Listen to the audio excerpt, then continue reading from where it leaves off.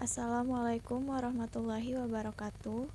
Perkenalkan, nama saya Alivia Rahmani dengan NIM B2010826 dari jurusan Teknologi Pangan Universitas Juanda Bogor. Di video kali ini saya ingin menjelaskan tentang proses transkripsi dan translasi DNA. Proses transkripsi dan translasi ini merupakan bagian dari sintesis protein. Sintesis protein terjadi pada sel prokariot maupun eukariot. Pada sel prokariot, proses transkripsi dan translasi berlangsung pada area yang sama. Sedangkan pada sel eukariot, proses transkripsi dan translasi berlangsung di area yang berbeda. Proses transkripsi berlangsung di dalam nukleus, sedangkan proses translasi berlangsung di luar nukleus, tepatnya pada ribosom di area sitoplasma.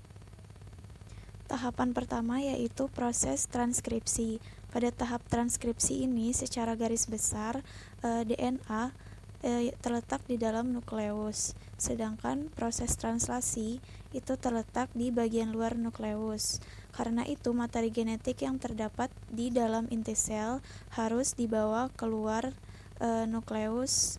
Dalam hal ini yang berperan adalah mRNA atau RNA messenger.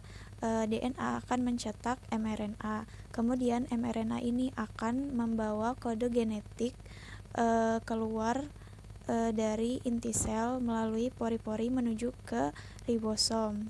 Selanjutnya, mRNA itu akan melanjutkan proses translasi. Tahapan transkripsi ini secara garis besar terdiri dari 3 step. Yang pertama itu adalah inisiasi, yang kedua adalah elongasi, dan yang ketiga adalah terminasi.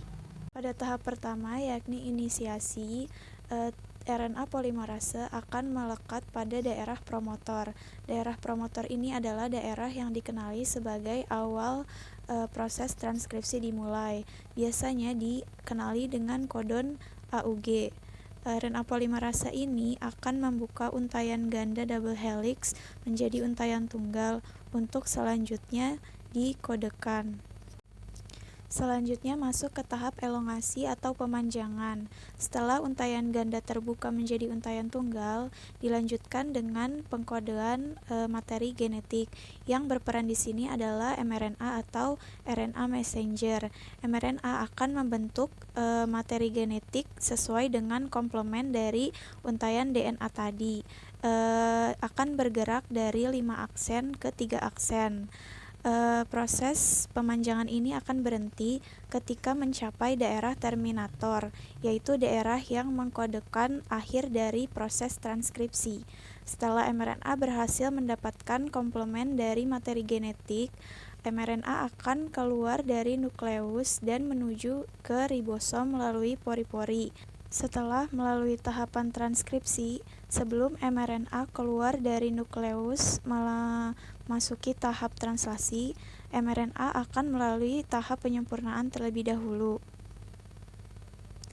Penyempurnaan ini meliputi 3 proses. Yang pertama, penambahan cap atau capping pada ujung 5 aksen. Yang kedua adalah penambahan poli A pada ujung 3 aksen. Yang ketiga adalah proses splicing, di mana pemotongan bagian dari intron dan penyambungan bagian ekson. Setelah mRNA keluar dari nukleus menuju ke ribosom, masuk ke tahap translasi. Pada tahap translasi ini adalah tahapan penerjemahan kode genetik yang dibawa oleh mRNA. Yang berperan dalam proses ini adalah tRNA.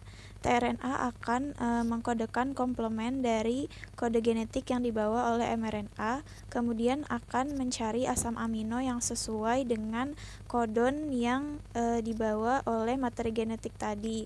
Asam amino ini akan membentuk rantai polipeptida yang selanjutnya akan membentuk protein. Aplikasi dari prinsip transkripsi dan translasi ini dapat ditemukan salah satunya pada PCR atau polymerase chain reaction, di mana tujuan dari PCR ini adalah untuk memperbanyak materi genetik. Selain itu juga prinsip dari transkripsi dan translasi ini bisa digunakan untuk mencegah atau menghambat perbanyakan sel kanker dan bakteri dengan memanfaatkan jenis-jenis obat tertentu. Mungkin cukup sekian yang dapat saya sampaikan, kurang lebihnya mohon maaf. Wabillahi taufiq wal hidayah. Wassalamualaikum warahmatullahi wabarakatuh.